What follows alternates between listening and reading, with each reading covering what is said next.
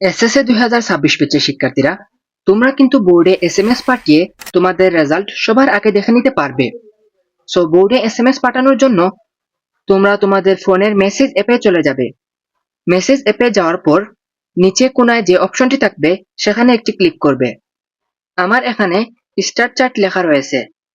তোমাদের কারো ফোনে প্লাস বাটন থাকতে পারে, আবার কারো ফোনে পেন্সিলের মতো একটি আইকন থাকতে পারে। সো তোমরা সেখানে ক্লিক করে দিবে। ক্লিক করার পর এখানে টু নামের একটি অপশন পাবে। এখানে আমাদের একটি নাম্বার টাইপ করতে হবে, অর্থাৎ এখানে বোর্ডের নাম্বারটি লিখতে হবে। বোর্ডের নাম্বারটি হলো 16222, অর্থাৎ এখানে 16222 এই নাম্বারটি এখানে লিখে দিবে। তারপর ডান বা ওকে বাটনে ক্লিক করবে। এখানে একটি পেজ ওপেন হয়েছে।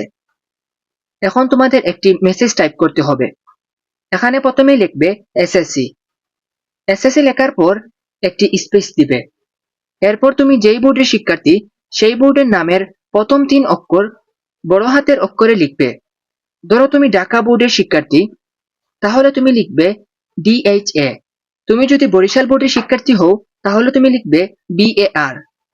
তুমি যদি সিলেট বোর্ডের শিক্ষার্থী হও তাহলে তুমি লিখবে SYL। তুমি যদি দিনাজপুর বোর্ডের শিক্ষার্থী হও তাহলে তুমি লিখবে DIN। অর্থাৎ স্ক্রিনে আমি যে বোর্ডগুলো তোমাদেরকে দেখিয়ে দিলাম, তোমরা সেগুলো দেখে তোমাদের নিজের বোর্ডের প্রথম 3 অক্ষর লিখবে। এই বোর্ড কোড লেখার পর আবার একটি স্পেস দিবে। এরপর তোমার রোল নম্বর লিখবে।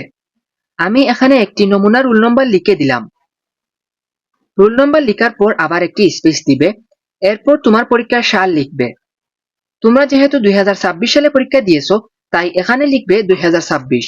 অর্থাৎ পুরো মেসেজটি হবে এসএসসি DHA, এরপরে তোমার রোল নম্বর, অর্থাৎ আমি এখানে নমুনা রোল নম্বর 1 2 3 4 5 6 লিখলাম।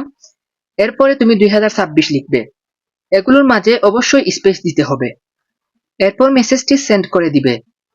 তবে মেসেজ পাঠানোর সময় তোমার ফোনে প্রায় 3 টাকা ব্যালেন্স থাকতে হবে, অর্থাৎ প্রায় 2 টাকা 66 পয়সার মতো। এভারেজ 3 টাকা ধরে নিতে পারো। এই টাকাটা বোর্ড তোমাদের কাছ থেকে কেটে নিবে।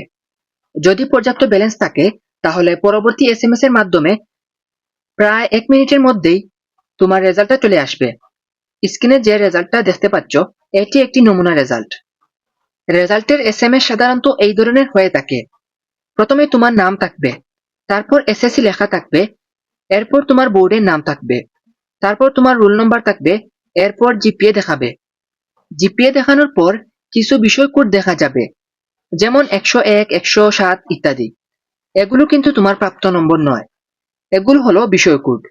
যেমন 101 বিষয় কোডের সাবজেক্টে তুমি A- পেয়েছো, আবার 107 বিষয় কোডের সাবজেক্টে তুমি B পেয়েছো।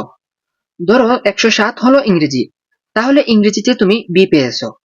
এভাবেই এসএমএস এ বিষয়ভিত্তিক গ্রেড দেখানো হয়। আশা করি বিষয়টি তোমরা বুঝতে পারছো। আর তোমরা যখন ওয়েবসাইট বা ব্রাউজারের মাধ্যমে রেজাল্ট দেখতে যাবে, তখন হাজার হাজার, এমনকি লক্ষ লক্ষ শিক্ষার্থী একসাথে রেজাল্ট দেখতে প্রবেশ করে। ফলে অনেক সময় পুরো সার্ভার স্লো হয়ে যায় বা ডাউন হয়ে যায়। এই কারণেই অনেক শিক্ষার্থী দ্রুত রেজাল্ট দেখতে পারে না। কিন্তু এসএমএস এর এই সহজ পদ্ধতিতে তোমরা খুব সহজেই রেজাল্ট দেখতে পারবে। এছাড়াও যারা রেজাল্ট দেখতে ভয় পাচ্ছ, রেজাল্ট দেখতে কোনো সমস্যার সম্মুখীন হচ্ছ, কিংবা রেজাল্ট প্রকাশের পর মনে হচ্ছে তোমার ফলাফল প্রত্যাশার তুলনায় খারাপ হয়েছে, মনে হচ্ছে এটি তোমার রেজাল্ট নয়, এবং পুনরায় সেটি যাচাই করে দেখতে চাও, তারা আমাদের সাথে যোগাযোগ করতে পারো। আমরা তোমাদের মার্কশিট সহ সম্পূর্ণ নির্ভুল রেজাল্ট দেখে দিতে সর্বোচ্চ সহযোগিতা করব। পাশাপাশি রেজাল্ট সংক্রান্ত প্রয়োজনীয় পরামর্শ এবং পরবর্তী করণীয় সম্পর্কে গাইডলাইন দেওয়ার চেষ্টা করব। আশা করি তোমরা সবাই বিষয়টি বুঝতে পারছো। এবং রেজাল্ট প্রকাশের পর বোর্ড চ্যালেঞ্জ থেকে শুরু করে কলেজ ভর্তি পর্যন্ত বেশ কিছু গুরুত্বপূর্ণ ধাপ রয়েছে।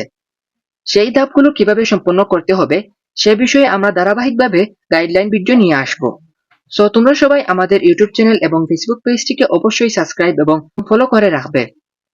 পরবর্তী ভিডিওতে আমি তোমাদেরকে দেখাবো কিভাবে মার্কশিট সহ রেজাল্ট দেখবে, অর্থাৎ সিকিউতে কত পেয়েছো, এমসিকিউতে কত পেয়েছো, সেগুলো কিভাবে দেখবে সেটিও দেখাবো। এই বিষয় নিয়ে খুব শীঘ্রই একটি বিস্তারিত ভিডিও আপলোড করা হবে। তোমাদের সবার রেজাল্টের জন্য রইল অনেক অনেক শুভকামনা। তোমাদের সবার সুস্থতা ও সুন্দর ভবিষ্যৎ কামনা করে আজকের ভিডিওটি আমি এখানে শেষ করছি। দেখা হবে পরবর্তী ভিডিওতে। আল্লাহ হাফেজ সবাইকে।